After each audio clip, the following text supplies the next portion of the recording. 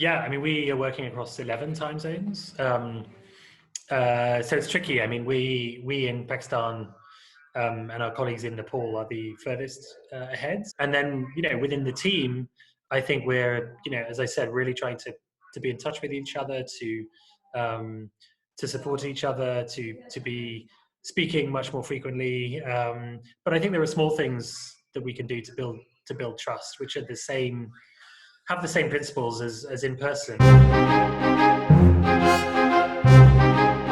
So one of those is saying what you're going to do and then do it. So following through on commitments and promises. Seeing each other, video is really important. When previously we'd maybe do a lot of phone calls, it's seeing people's facial expressions, being reliable and helping other team members understand that we'll get through this together, that it's not everyone for themselves, it's a collective effort, that this is a family as much as an organization, and that we'll take care of each other. And that peace of mind, having that as part of your thinking when you're making decisions helps an awful lot. Welcome to our Creativity Isn't Business. Okay, excited to have you all back. This is Monica Kang from InnovatorsBox. I am super excited to have my friend Blair here, who's currently today in Pakistan. One of the things that I was super curious is that you have a huge team. How are you able to manage communication when your team all in different countries, different stress and different things that they're worried about? I think what we're doing is increasing the tempo of our communication, of course. So we're really being very intentional about checking in with each other every single day now in a way that we perhaps didn't. Making sure that we're asking a lot more about how people are, and really, it's not that we didn't know each other before, but really asking after each other's families and understanding situations and trying to connect a bit more deeply. I think that's really important. We are also, though, at the same time, kind of respecting each other's boundaries. These are very difficult times, and it's hard to understand what other people are going through or how they're dealing with it. So we're also kind of letting people manage as they can, and then also drawing on some of the organizational platforms and facilities that we put in place previously, which are now finding very, very useful. So, for example, we recently started something that we call our duty of care for our employees, which includes a whole set of interventions to support physical, emotional, and digital security and safety. So we're drawing on that. We have access to counsellors that people can call at any point of the day to get feedback and advice. We're helping people make sure they have access to everything they need. If they're working from home in some of the places that we work, where power is not necessarily reliable or Wi-Fi is not always that great, making sure they have the hardware that they need to get online. So just really trying to take care of each other, of course, like we all are, and try and get through this. In that process, though, I mean, we're human beings. Like, even for me, like, I have my down days, and like I need like ways to stay positive and be motivated. And so I'm curious, in the midst of all the sea of changes, the midst of even your efforts, like what are things that you found to be effective way as a leader to help the whole team together to still stay positive in a collective way? It's really hard. I mean, there's of course no doubt that it's difficult for any organization. Yes, I mean, a lot of our work is with communities, and it's localized, and it's in person, and it's about building ecosystems for change. My organization, the Accountability Lab, works with young people in particular to build accountability, to work with government officials to try and improve decision making, to run campaigns. So it is largely in person, and so we are adapting now.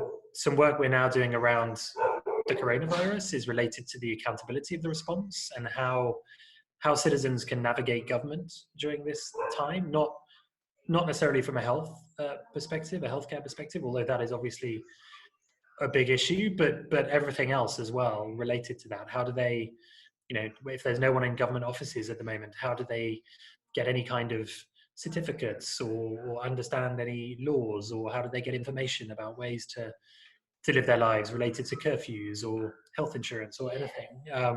And there's massive amounts of information that people are telling us that they need, and there's a lot of that we can collect through WhatsApp groups, through phone calls, of course, through kind of people and contacts that we have in communities who are leveraging their networks virtually or telephonically, one way or another, and then synthesizing that and using it to improve decision making and putting out validated information. So, there's a lot that we can do now to translate our work from what was offline onto online.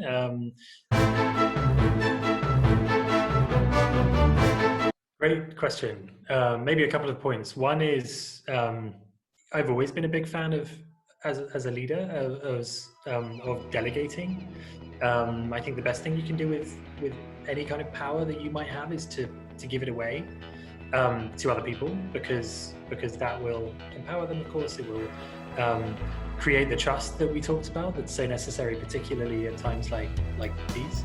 So finding new ways to delegate tasks, I think, and move things from your plate to others in a way that allows them to make mistakes and to learn at the same time is a great thing to do generally, and now in particular. And then when it comes to communication and sort of as organizations or as leaders within nonprofits or social enterprises, I would say understand what this coronavirus period and time means for you in terms of your programming.